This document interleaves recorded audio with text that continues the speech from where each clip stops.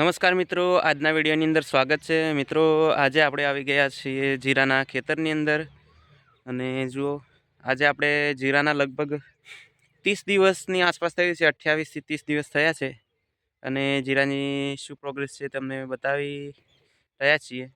હવે જીરું નેદવા આવી ગયું છે કારણ કે આની અંદર ખૂબ ખડ ઉગ્યું છે।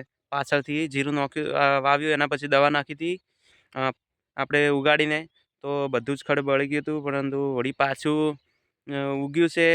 ઉગવાની આપણે નાખી નથી, એક જ દવા નાખી હતી અને હવે નિંદામણ છે, તો નિંદામણ તો 1 વીઘાની અંદર તો પહોંચી વળાશે એટલે નેદવાનું છે। તો જુઓ આટલું બધું ખડ ઉગ્યું છે, ખૂબ ખડ ઉગ્યું છે, ખડ ખૂબ ઉગ્યું છે જુઓ,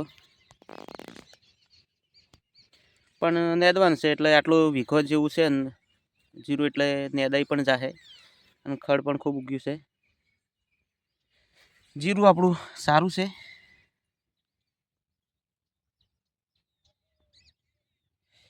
બધે જ આવું છે મિત્રો। જીરું એકદમ મસ્ત ઉગેલું છે, ખડ ખૂબ ઉગ્યું છે। એક જ દવા નાખી હતી આપણે, ઉગે ના ઉગે એની તો નથી નાખી, બાકી ઉગ્યું હોય એ બળી જાય એની નાખી હતી। તો હવે ઉગ્યું છે તો એને લેવાનું છે। આ પ્રકારનું ખડ ઉગ્યું છે।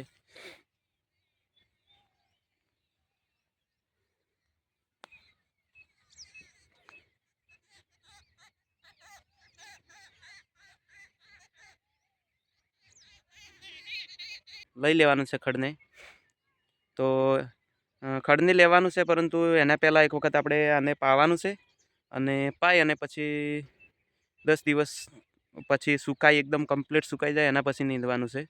તો પાતી વખતે આપણે આની અંદર ખાતર આપવાનું છે, તો કયું ખાતર આપીશું અને હવે લગભગ 2 દિવસની અંદર, 1 અથવા 2 દિવસની અંદર પાવાનું છે।